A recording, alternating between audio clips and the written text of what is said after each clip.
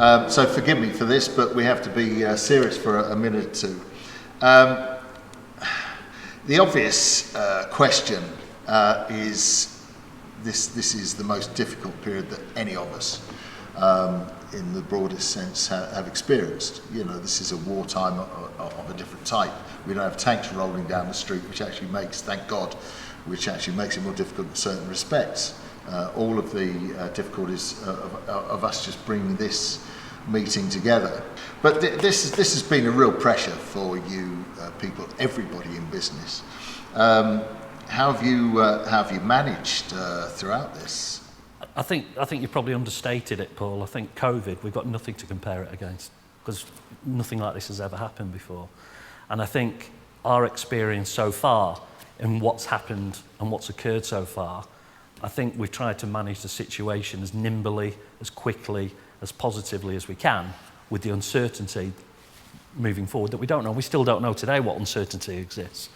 From our point of view, if we cast our minds back to March when we announced the closure of the factory, was simply because we had no customers. All the customers had closed. Once Boris had said on the Monday evening that everything non-essential stops, it was pretty much within 24 hours we were closed. We had to close the factory down, which took about 3 days to close the factory.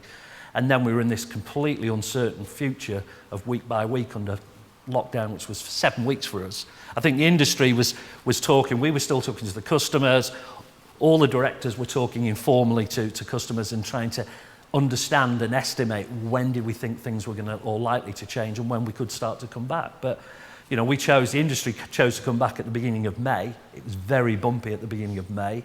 It's well documented that there were some business failures, including some of our bigger customers failed, which is very unfortunate. We had to enter a redundancy situation within our factory at the time because based on what we knew at the time, that was the right thing to do. As it happened, we mitigated those down to an absolute minimum and things started to take off from about July onwards. And then, as we can all see today, we're in this unprecedented situation that construction industry is absolutely running flat out like I've never seen in 25 years, Paul.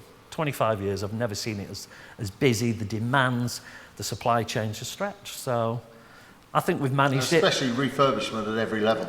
Absolutely. Which obviously includes home improvement. There have been some criticisms, if I may direct this at you, because you will have to deal with this sort of thing. You can't hide behind Dave much longer, to be honest with you. There were some criticisms in the industry that VEKA didn't gear itself up sufficiently when we were allowed back, when lockdown ended.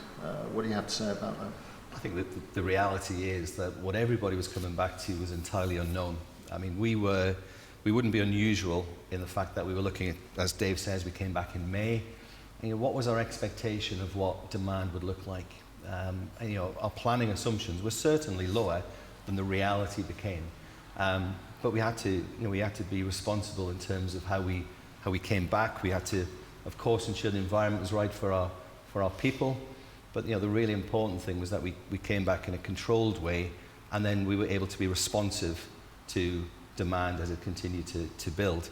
Obviously, some of the benefits of the government's furlough scheme and some of the flexibility that came in around that was useful. But we certainly weren't slow to bring people back as we saw demand coming. The difficulty is anticipating that demand. It's a challenge the businesses have anyway, which is we are often blind. I mean, you know, we sit here today on Friday, and you know, we don't know tomorrow what people are going to order from us. We don't know what that demand will be. We don't know how much. We don't know what the mix will be. And you know, the reality since May is that that's just been the world we've been in. And it's difficult because the reality of this market across the piece, whether it's VEKA or anybody else, you know, it's operating well ahead of normal expectations, normal budgeted years. It's well ahead of that. And it's difficult for most supply chains to have that much flex and stretch within them. So it's fair to say that you were caught out, but pretty much with everybody else in the industry as well. Can we say that you've actually caught up? You're caught up. You've caught up. Are you on top of it now, gents? Yeah, I think we are dealing with what we have in front of us, and we are putting all of our resource at it now. So there's no there's no question that we are restrained in our use of resource. We're very much dealing with or trying to deal with the demand that comes in. But we can't hide away from the fact that that demand is still very much ahead of normal levels of demand. When we first came back, we were very deliberate in keeping some of our services away because we knew that that would lead to potential inefficiencies and probably put at risk some of the core expectations customers would have around availability of product. So we're managing it. We don't necessarily know what tomorrow's demand looks like or the day after that, but we are doing a good job in very difficult circumstances, as I think the rest of the industry is as well. Well, we'll see how long that demand takes. I mean, arguably, because of the shortages, and I'm going to come onto that now, this may actually extend this, shall we say, positive sales cycle that we're going through at the moment. We'll get onto that. The elephant in the room, I have to discuss this. It's something that has been quite quiet. I mean, I attended a virtual Glass and Glazing Federation meeting last week where the issue of resin shortages came up, and the general consensus there was it's a damn sight worse than just hitting one or two companies, and everybody's keeping very quiet about it. But it's not just resin, is it, Dave? We have shortages across the board, but can you address that issue, and especially from the point of view of resin? If we talk about the whole supply chain, Paul, the whole supply chain is stretched beyond its capability. So you've got a situation where initially, when we came back, there was shortages for hardware, there was shortages for glass, there were shortages for profile, then there were shortages for colour profile, and then the foiling companies were shortaging on the foils, and then we got to the situation that the resin companies have called force majeure. All we're waiting for now is the plague of locusts to attack us after the COVID, so, you know, anything could happen. But having said that, you've got a situation where demand is outstripping capacity. It's as simple as that. What VEKA's doing as a business, we're a family-run business. Families look after each other. Our procurement is around 20,000 tonnes of resin a month within the group. So we speak and we deal with all the resin suppliers, and within the context of being within the family, we're able to transfer certain volumes to the UK. That's why we're a good family business, because families rely on each other. And we would reciprocate that to Germany if it was necessary. So it's very, very tough. Our management team, in my opinion, have managed it really, really well, the situation. We're all over it. We have regular daily meetings about our resin situation, but I believe that we're managing it very well. I don't think this is short term. I think this is going to affect the Q1 situation for next year as well, which will be a challenge for Neil. Sorry to cut across you, in terms of the broader industry or VEKA? For the whole industry, I see the situation for resin, the resin demand and the resin situation I could see going into Q1 next year. This isn't a short-term fix. Given the situations with all the suppliers, whether we can name the suppliers, we deal with them all, but they've all got unique, subtle differences and issues within their supply chains that they're trying to fix against a background of the highest ever demand we've seen in the last 25 years. It is a recipe that means the supply chains are going to be broke.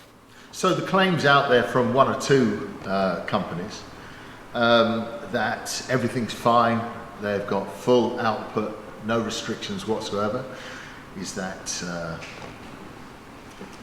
tilting at windmills? Maybe it's mischief making. So in fairness, the message from your point of view, and you're a polymer engineer, you understand these things. Chemist by trade, Paul, yeah. Chemist by trade. But let's claim the polymer badge under the circumstances. So what you're saying is that this will affect all systems companies in due course to one degree or another. It's pan-market. It's affecting everybody, Paul. It's affecting our competitors. And I think, you know, don't bury your head in the sand. It's real. It's happening. We're affected as everybody else. So beware the PR messages that are abounding out there. Something I'm particularly proud of, actually, if we go down that route. The supply chain issue, Neil, isn't going to go away. So what are you going to do? I mean, how are we going to manage it? It's there. It's reality, the elephant in the room.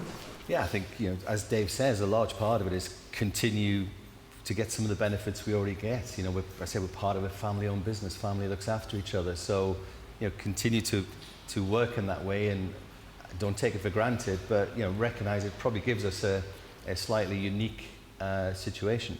As Dave says, the management team and the team in VEKA generally have worked hard on all of these things. So it's about, minimizing the surprises we have, and equally being proactive and communicating if we've got issues. We can't magically ensure that the supply chain is robust, but we can be transparent with our customers. We can share with our customers, some of our thinking, some of the challenges. This year we actually went down a route of product rationalization, and without us realizing it at the time, it helps in this situation. So, product rationalization was intended to take some complexity out and enable us to ultimately provide a better level of customer service.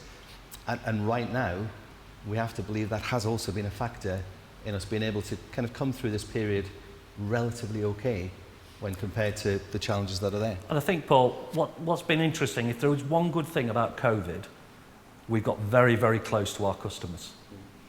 That's given us an opportunity. When we're in lockdown, we're in constant contact. 2 meters. Within 2 meters, obviously, but down the other end of the phone. And we've kept that dialogue going. We care about our customers, we care about our shareholders, we care about our employees. We do care that they're successful because we share in that success with them. That's what's important to us. Whilst I've got your attention, gentlemen, colour. Because for all this, resin is the latest one we hear about, issues regarding hardware, there's blame thrown around. Some people are making, as we've established, PR coverage out of it, which, frankly, it is what it is. But colour is extraordinary. I mean, one of the biggest shifts we've seen in the market is this propensity towards colour, for colour now. Whereas everything was once white, now 40-50% of the market is now for colour profiles. Now that is currently quite an issue specifically, isn't it? How does that affect you? Well, I think it's initially affected us on the whites and the cream colours. It's affected some of the wood grain colours. The one thing, again, our purchasing power within the group is huge. The other thing is, of course, is VEKA very recently invested 20 million euros in its own calendaring plant to make foils with the launch of Spectral. And the intention will be to support those foils and those other colours going forward from the factory in Germany. So we have got some responsibility and control of our supply chains going forward in the future. So no shortages? Paul, there'll always be a shortage. There'll always be somebody who'll ask for a colour that you haven't got. It's how you deal with that. In broad terms? In broad terms, we're probably 96-97% ex-stock items are there. Okay. But colour demand, we have to embrace this change towards colour. We can't stop it. As you rightly said, in 2011 it was 19% of our sales. Today it's 38%. And it's growing about 3 points per year. Yeah, it's extraordinary. It is extraordinary. But that's what they want. Mr. and Mrs. Jones, Mr. and Mrs. Smith don't want shiny white windows anymore. They want coloured. And they want different colours on different faces. And we, as a business and as an industry, have to adapt to that. Yes. And also, the changes we've made over the years have been progressive in terms of our colour offer. As Dave says, we have 96% of our colour offer is fulfilled from stock. It's a significant investment. And we'll be announcing in a few weeks' time, again, further changes to that, where we'll bring more of these colours into stock to support our customers. But that's very much on the basis that we know there's the demand for those colours. It's not a speculative approach to stocking, because ultimately everybody pays for that if we get that wrong. The investment we made in a new building dedicated to lamination, that was barely a year and a half ago, and machinery again continuing to come in to support the whole colour offer. So we're absolutely committed to it. I say we're no different to anybody else in terms of there are challenges sometimes around sourcing certain foils, but in real terms, our colour offer is very comprehensive and seems to be hitting the spot with customers. Dave, you made a point about the need for installers to be more understanding of the supply situation, that beating up the fabricators, and then the fabricators are going to beat up the systems companies, irrespective of the brand, of the chain. You've made a point about that. Can you expand? I just think, given the circumstances, given where we are, given all the uncertainties, people become very emotional about things. And what we need to do sometimes is just take stock, take a step back, just take a breath. We're not in a life-threatening business here, and I'm not trying to diminish what we're doing within the construction industry, but I think we need to have a semblance of people understanding where we are. And I think we're trying to be very open about explaining, from the resin situation to the foiling situation, that there are issues out there. And to say otherwise, I think, is incorrect. So we're not going to hide away from it, Paul. We're always upfront about it. We tell people, we're honest.